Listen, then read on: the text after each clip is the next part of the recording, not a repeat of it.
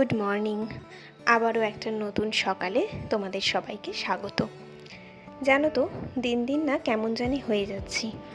জীবনের এই আনন্দগুলো কোথায় যেন হারিয়ে যাচ্ছে। এই যে আমাদের সারাদিনের ব্যস্ততা, বাস্তবতা, শূন্যতা, সব কিছুর সাথে মানিয়ে নিতে নিতে হাত যেন বড্ড ক্লান্ত। আবার কখনো কখনো ভাবছি, জীবনের এইটুকু এসেই এত হাঁপিয়ে উঠেছি। এখনও তো জীবনের অনেকটা পথ চলা বাকি হয়ে রয়ে আছে।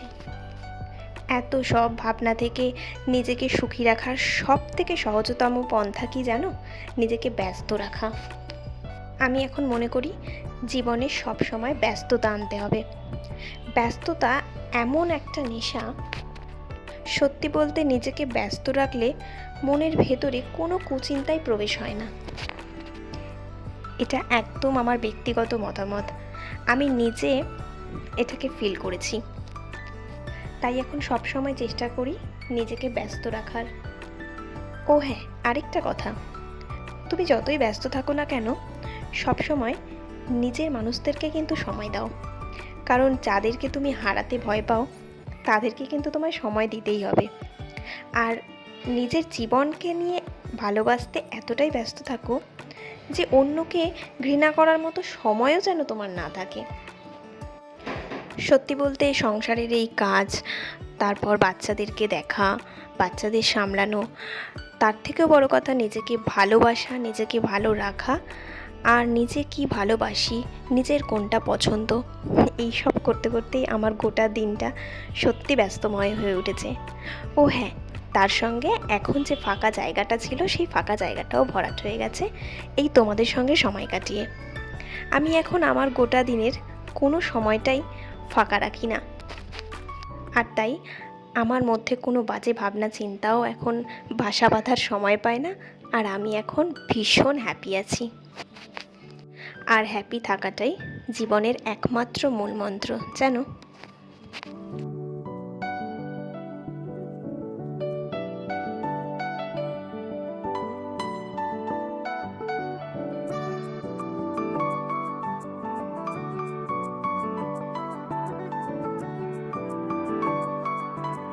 এই যে তোমাদের ব্যস্ততার গল্প শোনালাম, আমার থেকেও বেশি প্রকৃতি আমায় ব্যস্ত রেখেছে। কি করে জানো? এই যে একটু খালি রোদের ঝলক দিলেই বারবার করে এসে কাপড়গুলো মেলে দেওয়া, আর আবার বৃষ্টি নামলেই কাপড়গুলোকে তুলে নিয়ে যাওয়া। কি দারুণ মজার ব্যাপার, তাই না? সব শেষে চলে এসেছি রান্নাঘরে। এই যে আজকেও কচুর শাক রান্না হবে, কিন্তু আজকে আর ছোলা দিয়ে খাবো না। আজকে ভাবলাম একটু পেঁয়াজ রসুন দিয়ে একটু ঝাল ঝাল করে খাবো। আর কচুর শাকে না একটু ঝাল না দিলে গলা ধরার একটা ব্যাপার থাকে। তো পেঁয়াজ রসুন আর একটু বেশি করে লঙ্কাটাকে পেস্ট করে নিয়েছি, আর গরম তেলের মধ্যে কালো জিরে শুকনো লঙ্কা ফোড়ন দিয়ে ওই পেস্টটাকে একটু ভাজা ভাজা করে নিয়ে তারপরে কচুর শাকটা দিয়ে বেশ ভালো করে নাড়াচাড়া করে রান্না করব।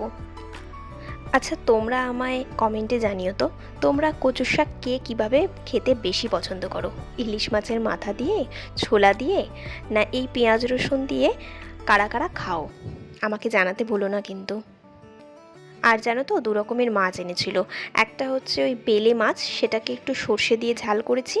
আর ছোট ছোট ট্যাংরা মাছ এনেছিল, ওটাকেও একটু পেঁয়াজ আর আলু দিয়ে ঝোল মতো করেছি। আর এই তো কচুর শাক করেছিলাম, সেটাও কমপ্লিট হয়ে গেছে। তারপর বড় রানীর নাচের আন্টি এসেছিল। সানডে করে একদিন করে আসে। ও এখানে নাচ প্র্যাকটিস করছিল, আর আমার রান্না হয়ে গেছে বলে আমি আর ছোট রানী বসে বসে নাচ দেখছিলাম।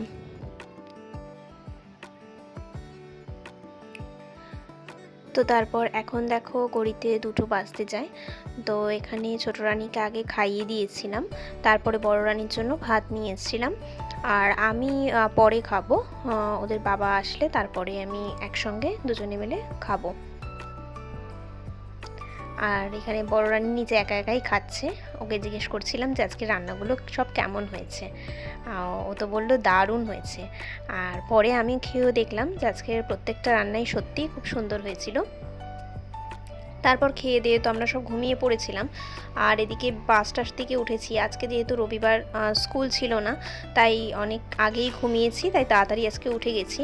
উঠে নিয়ে ধরে বেঁধে এদেরকে চুল বাঁধাতে বসেছি, কারণ এরা একদম চুল কেন যে বাঁধতে চায় না, ওদিকে আবার চুল বড় করার নেশা। আর ছোট রানীর চুল এত বড় বড় হয়ে গেছে, সব চোখে মুখে পড়ে, কিন্তু ও তাও চুল বাঁধবে না, চুল বেঁধে দিলেই ও চুলটা খুলে দেবে। আর এই যে তারপর একটু চা বিস্কুট খেয়ে খাওয়ার জন্য চা বিস্কুট নিয়ে এসেছিলাম, আমাদের ইভিনিং স্ন্যাক্স এটাই। আর আজকে রবিবার, তাই স্যার আসার নেই, তাই আমিই পড়তে নিয়ে বসাবো।